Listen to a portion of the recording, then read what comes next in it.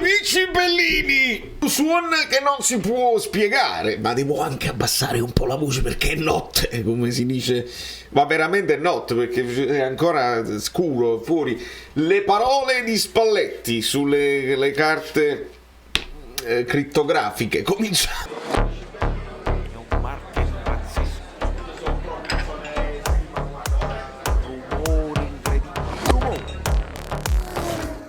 Allora, benvenuto Amsic in questa guisa, che poi non si scrive così ma non ha importanza, perché se non riescono a dire Kvaratskhelia dopo 5 mesi che sta qua e più, perché dovremmo saper scrivere Amsic come si deve scrivere. Lasciate i like per il sonno che tengo e per quella voglia che lo so che anche voi condividete con me di parlare del Napoli, di sentire il Napoli, di rivalutare le parole di Spalletti. Uno si fa 3 ore di sonno e non di più, proprio perché si deve svegliare, la deve sentire in diretta e devo commentare le parole di Spalletti che vedete qui in intelligenza artificiale.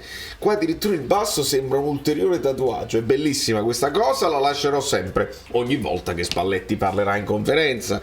Allora, uno Spalletti molto interessante, per qualche argomento anche divisivo, perché mi potrete dire sotto nei commenti cosa ne pensate, perché ha parlato della numero 10 di Pelé, di non ritirare le maglie, ha voluto evitare alcuni discorsi di retropensieri come Sozza, noi dobbiamo migliorare. Andiamo a vedere con tutta calma tutte le parole di Spalletti, pronti con un ambrabam tattico anche per fare delle ipotesi di formazione, ma la renna la togliamo e ci rimettiamo, spero, con una cosa così. Probabilmente se stiamo in casa dipenderà dall'Inter, perché poi non vale più la storia di le squadre in casa giocano con la prima maglia, non è più sempre così, quindi non sappiamo come scenderà in campo il Napoli, se in bianco oppure se ci mettiamo la maglia azzurra, perché poi c'ha dei risvolti blu, il blu dell'Inter, vabbè. Allora, come sta la squadra? Abbiamo valutato i singoli casi, stiamo ok. Spalletti ci tiene a dire che non ci siamo mai fermati, che continuiamo questo percorso, questo viaggio. Viaggio viene da un film di Totò e mi dovete scrivere, non vi dico nient'altro, ho scritto viaggio, ho scritto viaggio e me lo scrivete sotto nei commenti che siete bravissimi. Sul faranno di tutto per farci cadere, che è un po' un leitmotiv che hanno soprattutto i tifosi, alcuni addetti ai lavori, questa paura intrinseca che abbiamo noi napoletani del sistema. L'ultimo eccellente è stato Saviano che ha detto questa cosa, e Spalletti non ci sta e dice non pensiamo al complotto, però ecco, è importante dire il però, perché non la dobbiamo liquidare semplicemente perché Spalletti porta avanti il suo discorso del niente alibi, che è 1 anno e mezzo che sta portando avanti, cercando di far crescere tutto un ambiente, addetti ai lavori compresi. Poi il tifoso non lo puoi fermare, se vede delle schifezze il tifoso lo dice e lo pensa. Lui dice non pensiamo al complotto, però il sistema è migliorabile se in tanti hanno questi dubbi e si portano questi dubbi dietro. Quindi questa andrebbe analizzata un pochino più nel profondo, perché Spalletti sa benissimo che non deve dare alibi. Il messaggio, come al solito, come spesso accade, è per i suoi giocatori, cioè ai giocatori non deve arrivare un messaggio di avete l'alibi, è stato il sistema che non vi ha fatto vincere. No.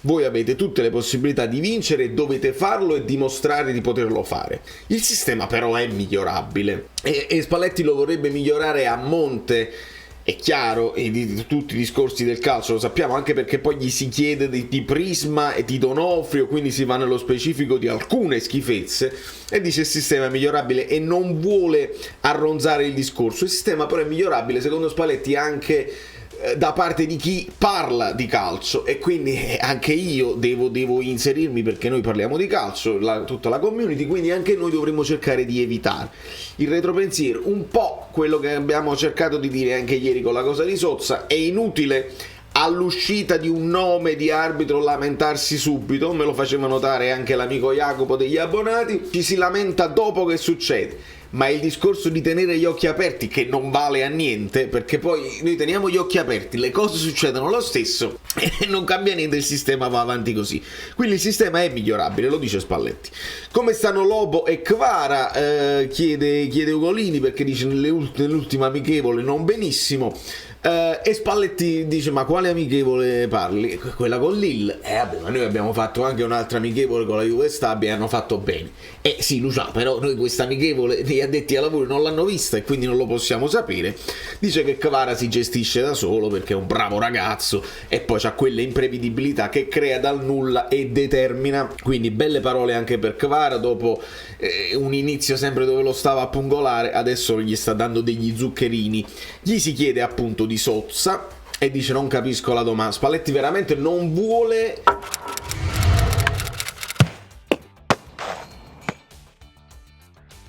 creare la polemica preventiva, e fa anche bene. Poi dopo dobbiamo essere noi bravi a leggere tra le righe e a capire che questo è un discorso per i suoi ragazzi e non perché lui non vede quello che succede.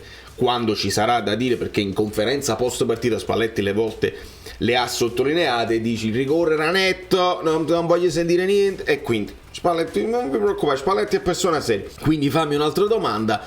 Noi dobbiamo non pensare male. Amir, ecco qua su Amir, da giudicare dalla partita, nel senso che sta bene, recuperato completamente, però è la partita che ci dirà se sta in forma o meno.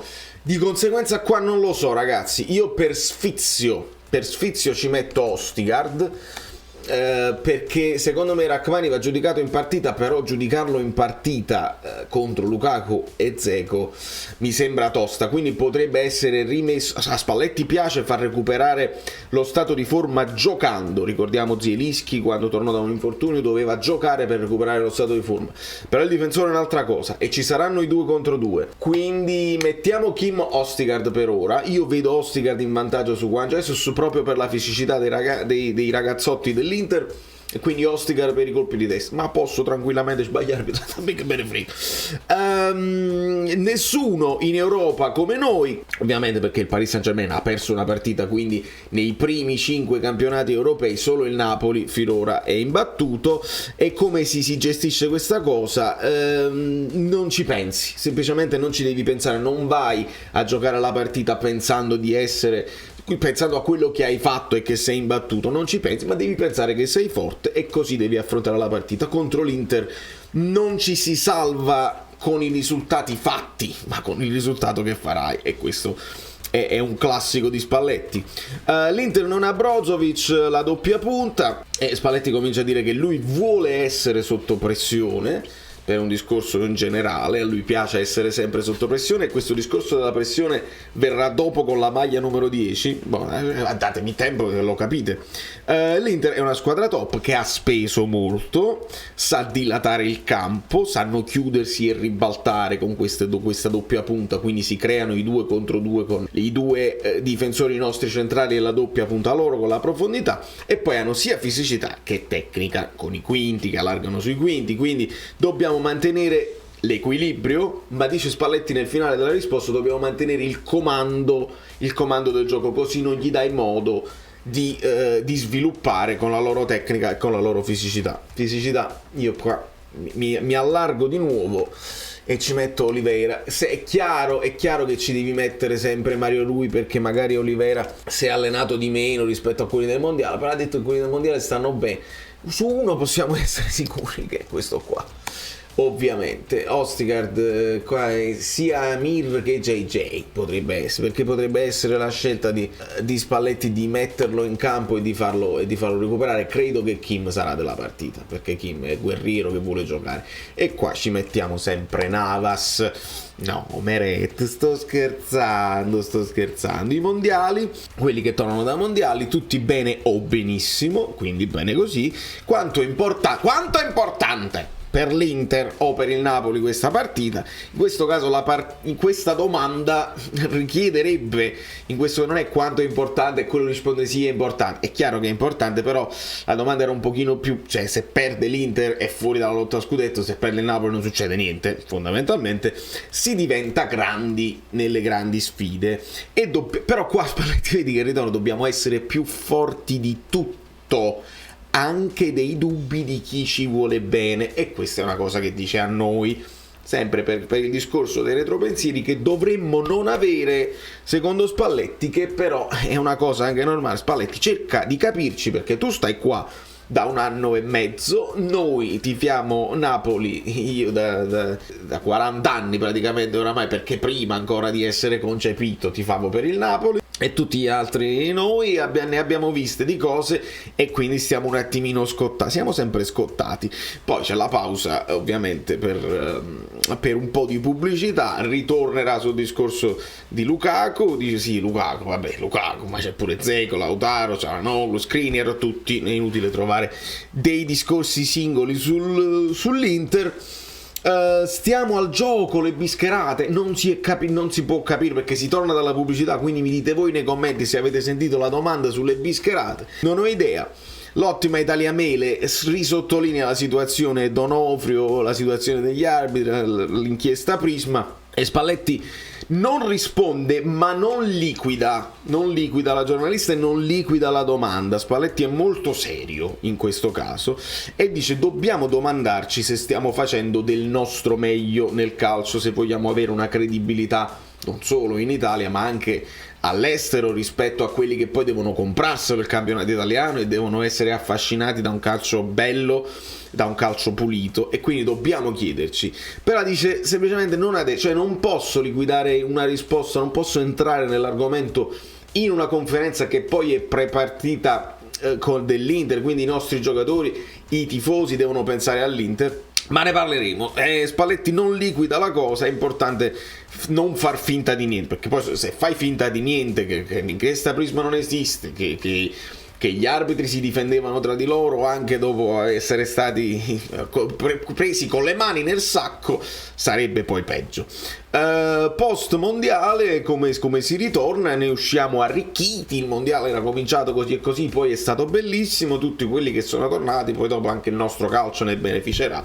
Domanda inutile, risposta ovviamente inutile. Il Napoli come l'Argentina, che è l'Argentina che vince, il Napoli che deve vincere, e poi un pensiero su Pelé. Qua Spalletti dice, qua ci dobbiamo mettere d'accordo, Spalletti.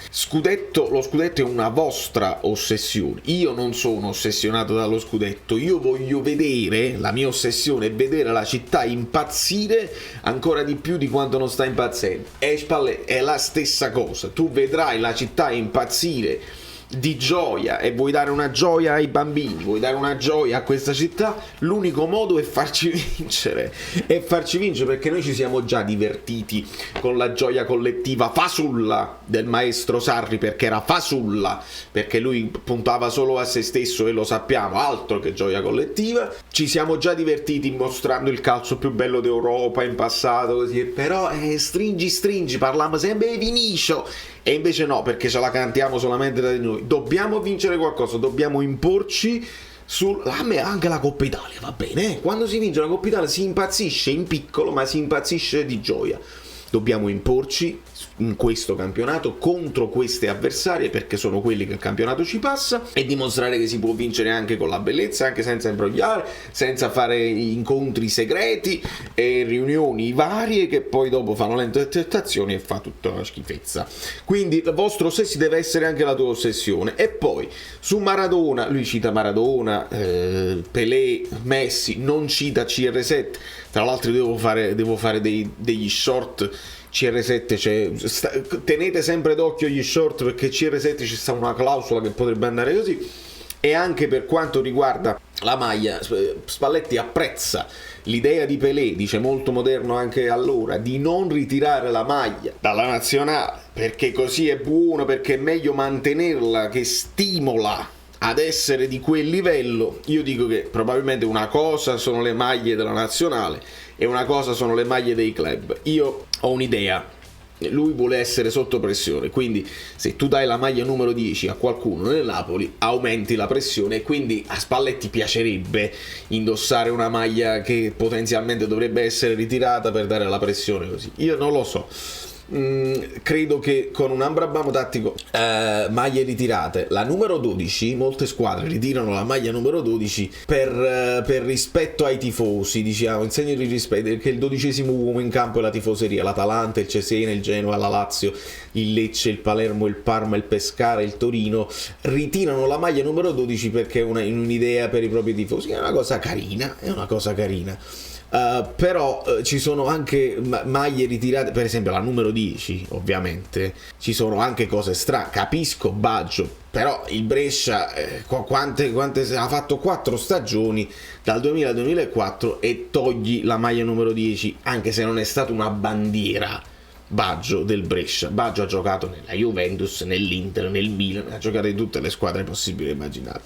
Però capisco il Napoli perché togli la 10 del dio del calcio. Il discorso di ritirare la maglia dovrebbe essere un pochino diverso. Se tu ritiri la maglia di Protti al Livorno, sì, è stato sicuramente una bandiera, però Protti non è Maradona e non è Baresi. Non voglio nemmeno parlare solamente di Maradona. Che tu mi levi la maglia di Tafano, ecco, dell'Empoli, non lo so, ci saranno dei ragazzini che possono voler mettere la squadra. Insomma, la mia idea è questa, ragazzi, e ve ne parlo tranquillamente. Voi vi iscrivete al canale Telegram Kvicha Kvaratskhelia.